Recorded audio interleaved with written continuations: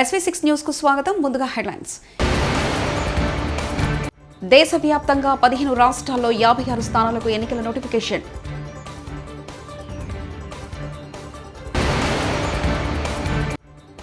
మీతో మీరే పోటీ పడండి, పరీక్షా పే చర్చలో ప్రధాని మోదీ.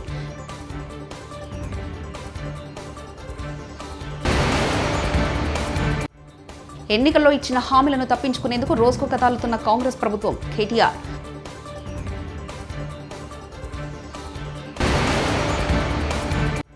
పార్లమెంటు ఎన్నికల కోడ్ రాకముందే కాంగ్రెస్ ఇచ్చిన హామీలను నిలబెట్టుకోవాలి. హరీష్ రావు.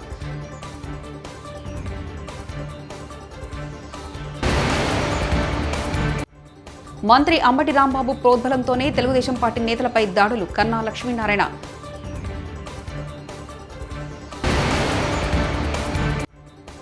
మా గెలుపును ఎవరూ ఆపలేరు చంద్రబాబు. దేశంలోనే 15 రాష్ట్రాల్లోని 56 రాజ్యసభ స్థానాలకు కేంద్ర ఎన్నికల సంఘం ఎన్నికలను ప్రకటించింది. ఈ అన్ని స్థానాలకు ఫిబ్రవరి 27న పోలింగ్ జరగనుంది. పోలింగ్ ఉదయం 9 గంటల నుంచి సాయంత్రం 4 గంటల వరకు జరగనుంది. ఈ క్రమంలో తెలుగు రాష్ట్రాల నుంచి 6 స్థానాలకు ఎన్నిక జరగనుంది. ఆంధ్రప్రదేశ్ నుంచి 3, తెలంగాణ నుంచి 3 రాజ్యసభ సభ్యుల పదవీకాలం ఏప్రిల్ నెలలో ముగియనుంది. రాజ్యసభ సభ్యుల నియామకం కోసం కేంద్ర ఎన్నికల సంఘం ఫిబ్రవరి 8వ తేదీన నోటిఫికేషన్ జారీ చేయనుంది. రాజ్యసభ సభ్యుల ఎన్నిక పరోక్ష పద్ధతిలో జరుగుతుంది. విద్యార్థుల రిపోర్టు కార్డును విజిటింగ్ కార్డుగా పరిగణించవద్దని తల్లిదండ్రులను ప్రధాని నరేంద్ర మోదీ సూచించారు. ఢిల్లీలో సోమవారం జరిగిన పరీక్షా పే చర్చా కార్యక్రమంలో భాగంగా ప్రధాని మాట్లాడుతూ విద్యార్థులను ఇతరులతో కాకుండా తమతో తాము పోటీ పడాలని సూచించారు. अनिर्णायकता से बचना चाहिए और निर्णय करने से पहले सारी चीजें हमने उसको जितने तराजू पर तोल सकते हैं तोलना चाहिए. दूसरा, कभी कभी कुछ लोगों को लगता है कि फलानी चीज वैसी है, टिकनी चीज. अब मुझे बताइए, स्वच्छता का विषय अगर प्रधानमंत्री के रूप में देखें तो बहुत. రేవంత్ రెడ్డి పలికినవన్నీ ప్రగల్భాలే. ఎన్నికల్లో ఇచ్చిన హామీలను తప్పించుకునేందుకు రోజుకొక తాలుతున్న కాంగ్రెస్ ప్రభుత్వం. BRS working president KTR. పంపిస్తా 420 హామీలు ఏవైతున్నాయో కాంగ్రెస్ ఇచ్చిన హామీలు చూడండి. మీరు యువతకు చెప్పిండ్రు, తెలంగాణ యువతకు నెలకు 4,000 రూపాయలు ఇస్తామన్నారు నిరుద్యోగ భృతి. ఇలా తప్పించుకునే ప్రయత్నం చేస్తున్నారు. తప్పించుకోనియద్దు. యువత తరపున మనం అడగాలి. 100 రోజుల్లో ఇస్తామన్నారు, ఏడవైంది అని అడగాలి.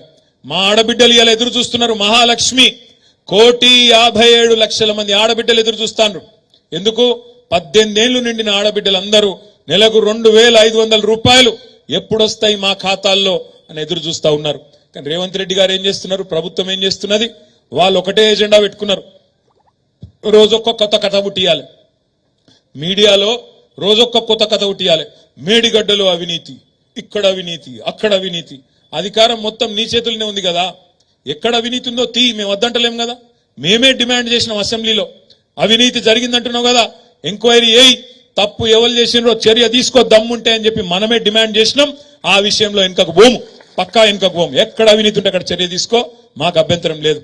కానీ తప్పించుకునే ప్రయత్నం చేస్తే మాత్రం వదిలిపెట్టం. ప్రజల తరపున అడుగుతూనే ఉంటాం. రేపు మళ్ళా ఏప్రిల్ మీరు తెలుగుదేశం అధినేత నారా చంద్రబాబు నాయుడు సోమవారం తూర్పు గోదావరి జిల్లా రాజమండ్రిలో రా కదలిరా బహిరంగ సభ నిర్వహించారు. ఈ సందర్భంగా ఆయన మాట్లాడుతూ రాష్ట్రాన్ని కాపాడుకోవడానికి రా కదలిరా అని పిలిపిస్తే మహానాడుని తలపించే విధంగా సభకు ప్రజలు తరలివచ్చారని, చాలా సంతోషమని తెలుగుదేశం అధినేత నారా చంద్రబాబు నాయుడు అన్నారు. త్వరలో మనకు మంచి రోజులు వస్తాయని, తెలుగుదేశం జనసేన గెలుపుని ఎవరూ ఆపలేరని అన్నారు. రా కదలిరా పిలుపు టీడీపీ జనసేన కోసం కాదని, రాష్ట్రాన్ని కాపాడుకోసమని, భావితరాల భవిష్యత్తు కాపాడుకోవాలని చంద్రబాబు అన్నారు. ఒక సైకోపాలన రాష్ట్రంలో జరుగుతుందని, మానసిక రోగి పరిపాలిస్తున్నాడని చంద్రబాబు సీఎం జగన్ పై విరుచుకుపడ్డారు. కాగా రా కదలిరా కార్యక్రమంలో పాల్గొనేందుకు చంద్రబాబు జిల్లాకు వస్తున్న సందర్భంగా పార్టీ నాయకులు, అభిమానులు, శ్రేణులు పెద్ద ఎత్తున స్వాగత ద్వారాలను ఏర్పాటు చేశారు. ఈ రాష్ట్రాన్ని కాపాడుకోవాలి, భావితరాల భవిష్యత్తు కాపాడుకోవాలి. అందుకే నేను మిమ్మల్ని అందరిని అడుగుతున్నా, మేమందరం తప్పకుండా పోరాడతాం. విజయం మనదేని గట్టిగా చప్పట్లు కొట్టి హర్షాన్ని, ఆమోదాన్ని తెలియజేయండి.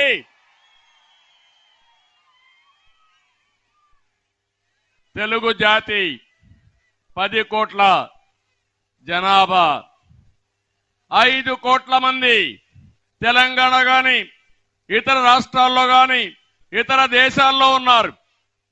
5 కోట్ల మంది మన రాష్ట్రంలో ఆంధ్రప్రదేశ్ రాష్ట్రంలో ఉన్నారు. ఈరోజు మీరు చూస్తే ఆ రోజు నేను దూరదృష్టితో ఒక విజన్ ఇచ్చాను.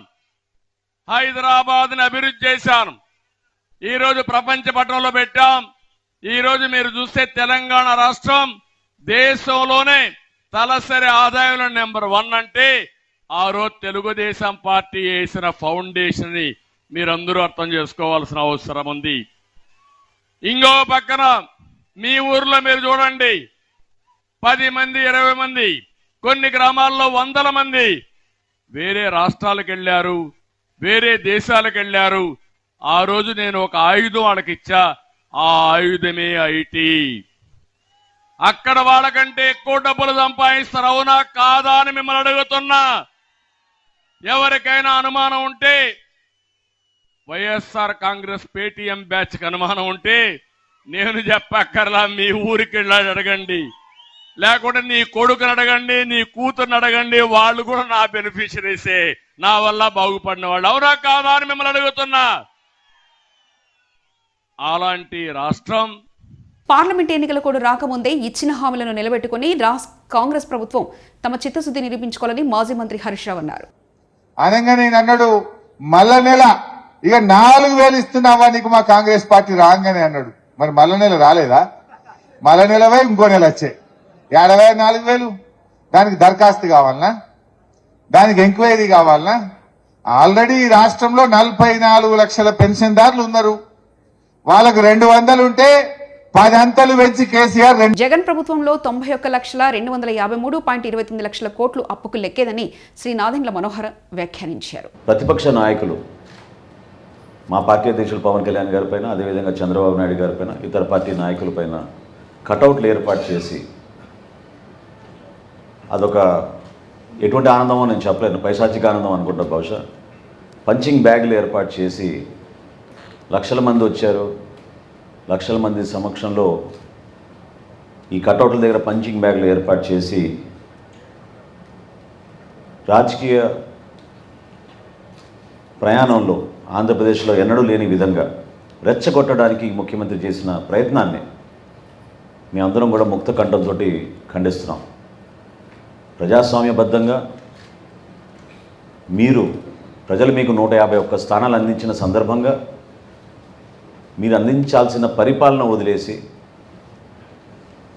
ఒక law and order situation create చేయాలి, ప్రజల్ని రెచ్చగొట్టాలి, వ్యక్తిగతంగా నాయకులపైన ప్రెస్ మీట్లు పెట్టి దూషించి ఉపన్యాసాలకి గొంతు చించుకుని అరిచినంత మాత్రాన ఈ రాష్ట్ర ప్రజలు మీరు చేసిన ఈ కార్యక్రమాన్ని అభినందిస్తారనుకోవడం చాలా పొరపాటు. అసలు జగన్మోహన్ రెడ్డి గారు ఈ కార్యక్రమాన్ని ఎంత నాన్ సీరియస్గా చేశారంటే, దేనికి సిద్ధం? రాష్ట్ర ప్రజలు ఎప్పుడూ సిద్ధమయ్యారు మిమ్మల్ని ఇంటి. ఓటమి భయంతోనే వైకాపా శ్రేణులు ఎక్కడికక్కడ తెలుగుదేశం పార్టీ నేతలపై దాడులు చేస్తున్నారని మాజీ మంత్రి కన్నా లక్ష్మీనారాయణ ఆరోపించారు. పల్నాడు జిల్లా ముప్పాల మండలం తొండపి గ్రామంలో తెలుగుదేశం పార్టీ కార్యకర్తలపై జరిగిన దాడిని ఆయన ఖండించారు. మంత్రి అంబటి రాంబాబు ప్రోద్బలంతోనే ఈ దాడి చేశారని కన్నా ఆరోపించారు. గంజాయి తాగి మా ఊరేగింపు మీద కరెంటు తీసి డాబాల మీద ఉండి డాబాల మీద నుంచి రాళ్ల వర్షం కురిపించి హత్యా ప్రయత్నానికి పాల్పడ్డారు. భగవంతుడి దయ వల్ల చిన్న చిన్న ఇంజరీస్తో మరి బయటపడటం జరిగింది. పోలీసుల సమక్షంలోనే జరిగింది ఇన్సిడెంట్. పోలీసులు కూడా ఉన్నారు. పోలీసులు ఉన్నా కూడా పోలీసుల సమక్షంలో మరి ఇంత పెద్ద దుర్మార్గానికి పాల్పడి చాలా తక్కువ మంది ఉన్నది, చాలా గ్రామంలో చాలా తక్కువ మంది ఉన్నా కూడా అధికార మదంతో మంత్రి ప్రోత్సాహంతో గంజాయి తాగి ఈ రకమైనటువంటి చర్యలకి పాల్పడ్డారు. దీన్ని తీవ్రంగా మరి ఖండిస్తున్నాం. పోలీసులు చర్య తీసుకోవాలని చెప్పేసి నేను తెలుగుదేశం పార్టీ తరఫున డిమాండ్ చేస్తా ఉన్నాను. Andhra Pradesh state government pensioner association పిలుపు మేరకు మూడంచెల నిరసనలో భాగంగా నేడు రాష్ట్ర వ్యాప్తంగా ఉన్న జిల్లా కేంద్రాల్లో ప్రభుత్వ ఉద్యోగ పెన్షనర్లు జిల్లా కలెక్టర్ వద్ద ధర్నా నిర్వహించారు. తాము ప్రభుత్వానికి గొంతమ కోరికలు కోరడం లేదని, తమ న్యాయమైన డిమాండ్లను ప్రభుత్వం తక్షణమే పరిష్కరించాలని ఈ సందర్భంగా డిమాండ్ చేశారు. ముందుగా మూడంచెల నిరసనలో భాగంగా ముందుగా తహసీల్దార్ కార్యాలయ వద్ద, అనంతరం నేడు జిల్లా కలెక్టర్ల వద్ద ఫిబ్రవరి 5న ధర్నా చౌక్లో ప్రభుత్వ ఉద్యోగుల పెన్షన్ల డిమాండ్ల సాధనకు ధర్నా నిర్వహించినట్లు ఈ సందర్భంగా స్పష్టం చేశారు. ఈహెచ్సీ కార్డు ఆసుపత్రిలో వైద్య సేవ నిమిత్తం ప్రభుత్వం సకాలంలో రియంబర్స్మెంట్స్ చెల్లించడం లేదని, ఇలాంటి మరికొన్ని సమస్యలను ప్రభుత్వం తక్షణమే న్యాయబద్ధంగా పరిష్కరించాలని కోరారు. 10% మరి 75 సంవత్సరాలు నిండిన వారికి 15% ప్రభుత్వం ఇంతకు ముందు గత ప్రభుత్వం శాంక్షన్ చేసింది. చాలా మంది మిత్రులు కూడా అవన్నీ అనుభవిస్తున్నారు. మరి అది 11వ PRC వచ్చేసరికి ఆ పర్సంటేజ్ని తగ్గించారు. అంటే 70 సంవత్సరాలు వచ్చిన వారికి 7%, 75 సంవత్సరాలు వచ్చిన వారికి 12%. అంటే అక్కడ ఒక 3, ఇక్కడ ఒక 3% తగ్గించారు. మరి అటువంటి దాన్ని పునరుద్ధరించవలసిందిగా మేము ప్రభుత్వాన్ని కోరుతున్నాం. రెండవది ఏంటంటే, మాకు డిఆర్ శాంక్షన్ చేస్తున్నారు. ఆ డిఆర్ బకాయిలు మేము చెల్లిస్తాము 3 వాయిదాల్లో అని చెప్పి జీవో ఒకటి ఇష్యూ చేస్తున్నారు. ఆ జీవో ఇంప్లిమెంట్ చేయట్లేదు. మాకు ఆ ఫలితాన్ని రావట్లేదు. అలాగే 11వ PRC ఎవరి ప్రమేయం లేకుండా ప్రభుత్వమే నిర్ణయించింది. మరి దాని తాలూకా ఏరియాస్ ఇప్పటి వరకు కూడా ఇవ్వలేదు. 5 సంవత్సరాలు అయిపోయింది, అయినప్పటికీ కూడా ఇప్పటి వరకు ఇవ్వలేదు.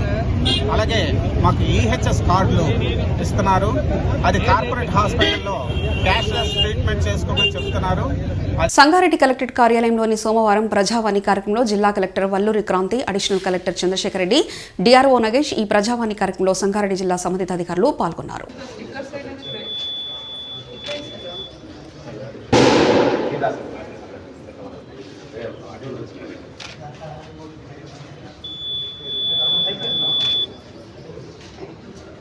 ఇదంతా కవర్ అయ్యేటట్టు ఏంటి కదా, పెద్ద స్టిక్కర్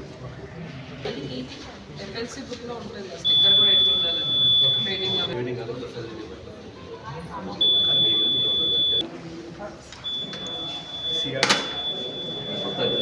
ఇదంతా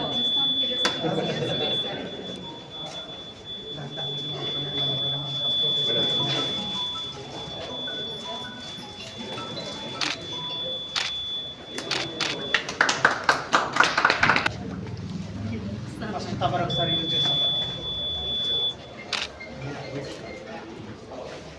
అది కూడా పక్కనే పెట్టి మన కరీబ్ ఎన్నికలు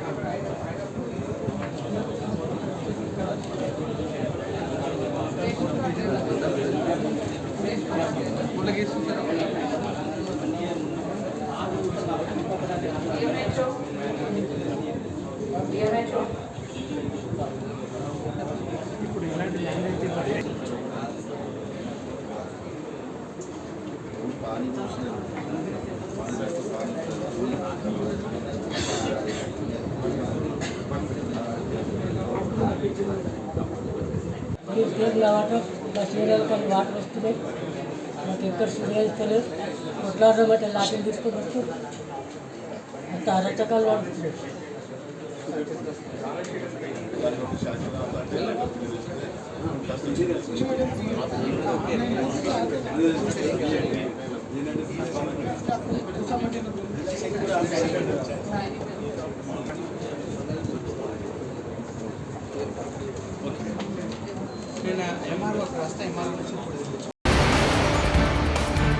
దేశవ్యాప్తంగా 15 రాష్ట్రాల్లో 56 స్థానాలకు ఎన్నికల నోటిఫికేషన్.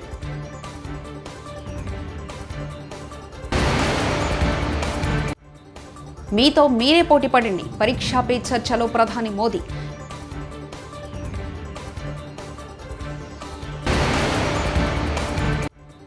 ఎన్నికల్లో ఇచ్చిన హామీలను తప్పించుకునేందుకు రోజుకు కథాలుతున్న కాంగ్రెస్ ప్రభుత్వం, కేటీఆర్.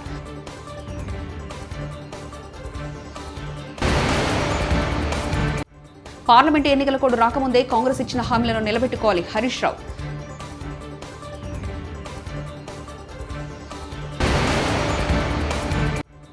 మంత్రి అంబటి రాంబాబు ప్రోద్బలంతోనే తెలుగుదేశం పార్టీ నేతలపై దాడులు కన్నా లక్ష్మీనారాయణ.